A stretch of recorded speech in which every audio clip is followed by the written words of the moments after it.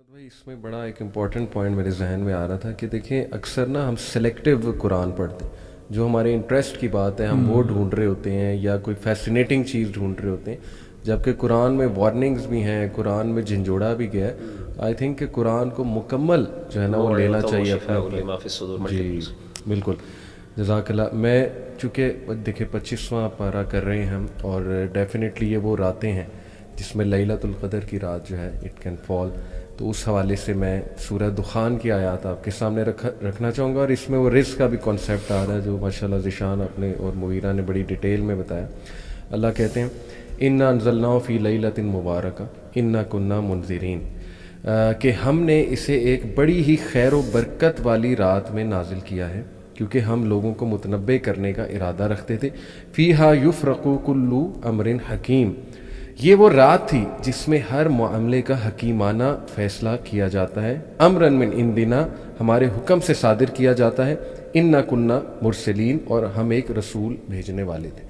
तो लैलतुल क़द्र की जो स्पेशलिटी है इंशाल्लाह वो मैं क्विकली रखना चाहूँगा ऑडियंस के सामने, लेकिन उससे पहले ये जो है वर्स नंबर 4, इसकी तफसीर इब्न कसीर के हवाले से मैं जो है ना वो रखना चाहूँगा कि इससे मुराद क्या है कि उस रात जो है वो हर मामला अल्लाह की तरफ से हकीमाना फ़ैसला जो है वो अल्लाह के अमर से सादर किया जाता है। इससे मुराद क्या?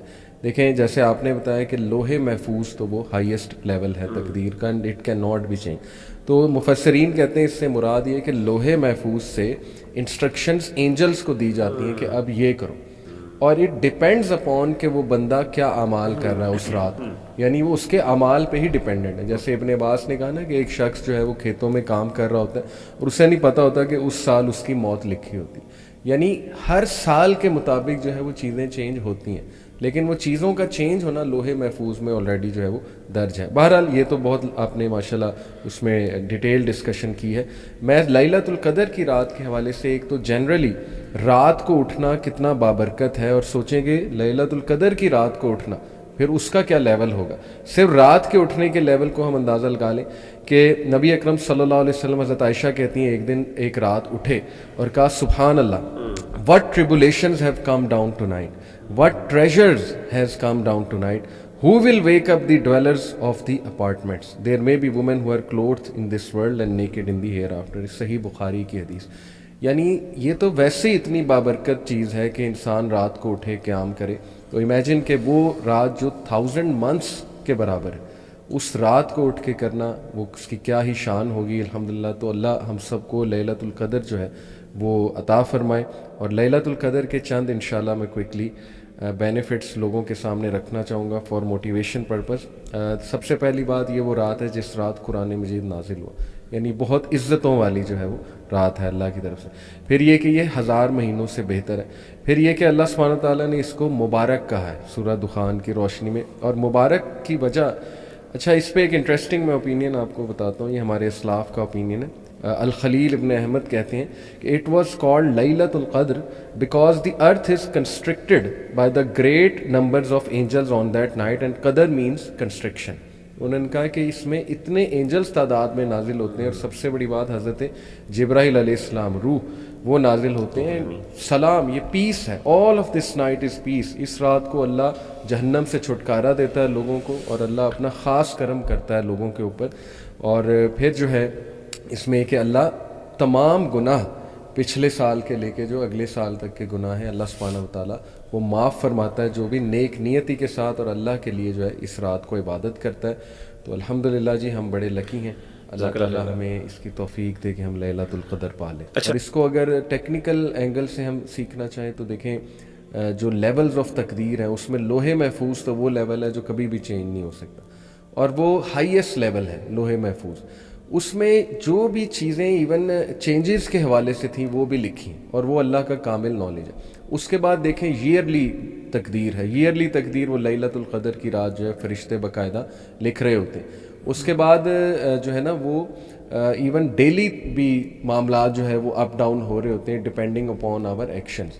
तो अल्लाह ने हमें पूरी एबिलिटी दी है, कैपेबिलिटी दी है कि हम एक्शंस करें, दुआ करें अल्लाह सुब्हानहू व तआला से, अपनी एफर्ट्स करें। तो रिज़्क़ जो है ये बढ़ता भी है घटता भी है। बढ़ता है कुछ अमाल से, जैसे कि सिला रहमी है, اس کے بارے میں آتا ہے کہ تم اگر چاہتے ہو تمہارا رزق اللہ ایکسٹینڈ کرے تو صلہ رحمی کرو اور ماں باپ کے ساتھ نیک سلوک کرو. ایک اور حدیث میں جو ہے وہ یہ آتا ہے. پھر یہ کہ وضو کی حالت میں رہنا, اور بے شمار جو ہے وہ اس پہ اسکالرز نے بات کی. اور گھٹتا مینلی تو گناہ, جو گناہ کے اعمال ہیں ان سے رزق گھٹتا ہے. تو میں اس کو ایسے سمجھاؤں, آپ بھی کائنڈلی کمنٹ آپ میں سے کوئی کیجیے گا, کہ دیکھیے اوور آل تو رزق لکھا ہوا ہے, سیٹ ہے, لیکن ڈپینڈنگ اپون دی ایکشنز وہ کبھی زیادہ ہو رہا ہے کبھی کم ہو رہا ہے مقدار میں, ایک مقدار میں. جیسے اسی سورہ کی ورس جو 27 ہے نا, اس میں اللہ تعالیٰ کہتے ہیں کہ اگر اللہ ایکسٹینڈ کر دیتا ایکسیسولی رزق اپنے بندوں کا تو وہ ظلم کرتے, وہ ٹیرنی کرتے through out the earth, but he sends it down in an amount which he whales. تو یہ اللہ کی مرضی ہے کہ وہ کس مقدار میں بھیجتا ہے, ڈپینڈنگ اپون کہ اس نے لوگوں کو کیا سکھانا ہے. تو بس ہمیں اللہ سے پاکیزہ رزق کی دعا کرنی چاہیے اور وہ اعمال کرنے چاہیے جو رزق کو بڑھائیں. That should be our job. Ali بھائی جزاک اللہ خیر. میں 2-3 چیزیں آپ نے جو بات کی اس پہ کمنٹ کر لوں. ایک تو یہ جو آپ نے دعا بتائی ہے سیدنا عمر فاروق رضی اللہ تعالیٰ عنہ کی, یہ بالکل حسن درجے کی روایت ہے, اور یہ اس کی دعا جو ہے وہ میں آپ کے سامنے بلکہ پڑھ لیتا ہوں. اللہم ان کنت کتبتنی فی اہل السعادۃ فاثبتنی فیہا, کہ اللہ اگر تو نے مجھے نیک بختوں میں لکھا ہوا ہے تو پھر آپ یعنی کامیاب لوگوں میں, تو آپ مجھے اس پہ ثابت کر دیجئے. وَإِن كُنْتَ كَتَبْتَ عَلِيَّ الذَّنبَ وَالشَّقْوَةَ, اگر آپ نے میرے پر گناہ یا پھر وہ بدبختی لکھی ہوئی ہے تو اللہ اس کو مٹا دے. وَأَثْبِتْنِي فِي أَهْلِ السَّعَادَةِ, مجھے اس میں لکھ لیجئے. اور یہ حدیث جو ہے امام ابن کثیر نے ذکر کی ہے یہ روایت. اور اس کے آگے جو آیت کا جو یعنی اس حدیث کے آخر اس دعا کے اینڈ پہ اصل میں سورہ رعد کی آیت کا وہ حصہ ہے جو آپ کے اگلے سوال کا جواب دیتا ہے, کہ اللہ تعالیٰ نے اصل میں 2 تقدیریں, ایک تقدیر وہ ہے جو اللہ تعالیٰ نے لوح محفوظ میں لکھی ہے, وہ تبدیل نہیں ہوتی, وہ الٹیمیٹ چیز ہے. اور ایک تقدیر ہے جو اللہ تعالیٰ نے جیسے کہا نا کہ ماں کے پیٹ پہ لکھی جاتی ہے اس وقت جو پر فرشتہ لکھتا ہے, تو یہ اصل میں 2 الگ ٹائم پہ لکھی گئی ہے. تو یہ جو تقدیر ہے یہ اونچ نیچ ہوتی رہتی ہے. یہ اللہ نے وہ جیسے آپ نے بتایا نا کہ انسان کے ایکشنز کے اوپر, اور اس کی دلیل کیا ہے, اللہ کہتے ہیں سورہ رعد میں یمحو اللہ ما یشاء ویثبت, اللہ جس کو چاہتا ہے مٹا دیتا ہے اور جس کو اللہ چاہتا ہے ثابت کر دیتا ہے. وعندہ ام الکتاب, اور اس کے پاس ام الکتاب میں سب کچھ لکھا ہوا ہے, یعنی لوح محفوظ میں سب کچھ لکھا ہے. اور اسی دعا کے اینڈ پہ سیدنا عمر کہتے تھے فإنک تمحو ما تشاء وتثبت وعندک ام الکتاب, وہی آیت کا حصہ ہے. تو اس سے مراد یہ ہے کہ یہ سے ثابت ہو جاتا ہے کہ یہ مفہوم وہی ہے کہ جیسے آپ بیان کریں. جیسے دوسری آپ نے آیت جو, اب میں ذرا اپنا پوائنٹ ایک شیئر کرنا چاہوں گا, یہی جو آیت جو دوسری آپ نے ذکر کی سورہ شورا کی آیت نمبر 27, وہ ہے کہ وَلَوْ بَسَطَ اللَّهُ الرِّزْقَ لِعِبَادِهِ لَبَغَوْا فِي الْأَرْضِ, کہ اللہ تعالیٰ اگر پھیلا دے رزق اپنے بندوں کے لیے, لَبَغَوْا فِي الْأَرْضِ, تو وہ زمین میں بغاوت کریں. وَلَكِنْ يُنَزِّلُ بِقَدَرٍ مَا يَشَاءُ, لیکن اللہ نازل کرتا ہے اپنی یعنی ایک اندازے کے ساتھ جتنا وہ چاہتا ہے. انه بعبادی خبیر بصیر, وہ بے شک اپنے بندوں کو دیکھنے والا اور ان کے بارے میں خبر رکھنے والا ہے. تو یہاں پہ ایک چھوٹا سا میرا ذاتی ایک مجھے یہ آیت ہمیشہ مجھے یاد رہتی ہے, خاص طور پہ مال کے معاملے میں. اور مجھے یاد ہے کہ میرے والد صاحب نے ایک زمانے میں ایک انویسٹمنٹ کی تھی کسی جگہ پہ, تو اللہ کی طرف سے وہ انویسٹمنٹ کوئی زمین وغیرہ لی, تو اور وہ ویلیو اپریسیشن کے لیے لی تھی انہوں نے کہ اپریشیٹ ہوگی تو اس کو بیچ دیا جائے گا. تو اللہ کی طرف سے ہوا یہ کہ جب انہوں نے بیچی بڑی دیر رکھنے کے بعد, تو اس وقت اس کی قیمت کوئی زیادہ نہیں بڑھی, لیکن جیسے انہوں نے بیچی کو 1 مہینے بعد پتہ چلا کہ وہ ڈبل ٹرپل قیمت بن گئی. ڈیفنس کے علاقے کے پاس کوئی زمین تھی. تو اچھا اس وقت جو ہے نا وہ میرے والد صاحب نے میرے ساتھ خود شیئر کیا کہ ابو کہتے ہیں کہ میرے ذہن میں بھی یہ بات آئی کہ یار میں تھوڑا سا اور رک جاتا. تو کہتے ہیں جیسے یہ بات آئی کیونکہ ماشاء اللہ وہ عالم ہے, تو ان کے ذہن میں انہوں نے پھر یہ آیت پڑھی وَلَوْ بَسَطَ اللَّهُ الرِّزْقَ لِعِبَادِهِ, اور مجھے سنائی. اس ٹائم میں چھوٹا سا تھا, مجھے یاد ہے آج تک مجھے وہ آیت یاد ہے. وَلَوْ بَسَطَ اللَّهُ الرِّزْقَ لِعِبَادِهِ لَبَغَوْا فِي الْأَرْضِ وَلَكِنْ يُنَزِّلُ بِقَدَرٍ مَا يَشَاءُ, کہ اللہ تعالیٰ اگر مال اپنے کم بھی دیتا ہے اپنے بندوں کو تو اس میں اس کے لیے بڑی خیر ہوتی ہے. انسان کو نہیں پتا کہ وہ مال زیادہ انسان کی بغاوت کا ذریعہ بن جائے. اور اس سے نا مجھے ایک چیز بڑی احساس ہوتی ہے, اور وہ یہ ہے کہ دیکھیں مال جو ہے نا جیسے اللہ تعالیٰ کی مخلوق ہے, اس کی کچھ کمیاں بھی, اس میں کچھ نیگیٹو ایسپیکٹس ہیں, اس کے کچھ پازیٹیو ایسپیکٹس ہیں. مال کا جو نیگیٹو ایسپیکٹ ہے نا وہ یہ ہے کہ مال نیچرلی جو ہے نا مال آتا ہے تو انسان کے اندر ریاکاری آ جاتی ہے, انسان بغاوت کی طرف آ جاتا ہے, انسان کے اندر یعنی اس طرح کے مسئلے آنا شروع ہو جاتے ہیں. انسان کے اندر حرص مزید, لالچ مزید آ جاتی ہے, مستغنی انسان اپنے آپ کو اللہ تعالیٰ سے انڈیپینڈنٹ سمجھنا شروع ہو جاتا ہے. جیسا کہ قرآن مجید میں بھی اللہ نے کہا نا, اور انسان اللہ سے پھر یہ بلکہ تقاضا کرتا ہے کہ اللہ تو ایسا کر کہ مجھے مال دے. جب دیکھتا ہے نا کسی کے پاس مال ہے کہ اللہ مجھے, میں بھی تیرے نام میں خرچ کروں گا. تو اللہ نے سورہ توبہ میں اس چیز کا ذکر کیا, وَمِنْهُمْ مَنْ عَاهَدَ اللَّهَ لَئِنْ, آیت نمبر 75 میں, وَمِنْهُمْ مَنْ عَاهَدَ اللَّهَ لَئِنْ آتَانَا مِنْ فَضْلِهِ لَنَصَّدَّقَنَّ وَلَنَكُونَنَّ مِنَ الصَّادِقِينَ. فلما آتاهم من فضله بخلوا به وتولوا وهم معرضون. اللہ کہتے ہیں جب انسان کے پاس مال نہیں ہوتا تو کہتا ہے کہ اللہ مجھے عطا کر، تو کرے گا تو میں ضرور اس میں سے صدقہ کروں گا، بڑا تیری راہ میں خرچ کروں گا. لیکن جیسے ہی اللہ عطا کرتے ہیں تو اسے کیا کرتے ہیں، وہ یعنی بخل کرنا شروع ہو جاتے ہیں، کنجوسی کرنا شروع ہو جاتے ہیں. تو نیچرلی جو ہے نا مال کے اندر کچھ نیگیٹو ٹریٹس انہیرنٹلی جس طریقے سے مختلف مخلوقات کی ہیں اس میں کچھ فائدے بھی ہیں. ظاہر ہے انسان جو ہے کسی کے سامنے جو ہے ہاتھ نہیں پھیلاتا، اور بھی بڑے انسان صدقہ دیتا ہے اللہ کی راہ میں، اگر وہ دے تو اسے توفیق ملے. پروز بھی ہیں اس کے، کونز بھی ہیں. اب سوال یہ ہے کہ انسان اللہ سے مال مانگے، خیر ہے مانگنی بھی چاہیے انسان کو، تو کیا ذریعہ ہے جس کے ذریعے انسان اس کے نیگیٹو اسپیکٹ سے جو ہے نا، خاص طور پہ لالچ اور حرص انسان کی بہت بڑھ جاتی ہے. میں نے دیکھا جتنے لوگ اللہ معاف کرے جتنا ان کے پاس پیسہ زیادہ ہوتا ہے نا ان کے دل اتنے ہی چھوٹے ہوتے ہیں. اور نیچرلی حدیث سے بھی ثابت ہوتا ہے کہ اگر انسان کو جو ہے نا وہ 2 وادی مل جائیں تو وہ تیسری بھی وادی کہے گا سونے کی، اور اس کا پیٹ صرف مٹی بھر سکتی ہے. تو یہ حرص جو ہے میں نے دیکھا ہے جو بیچارے کم درجے کے لوگ یعنی غریب طبقے کے لوگ ہوتے ہیں تو عام طور پہ وہ ان کا دل زیادہ کھلا ہوتا ہے، وہ معاملے کے بارے میں اتنے پیسوں کے بارے میں اتنا احساس نہیں ہوتے.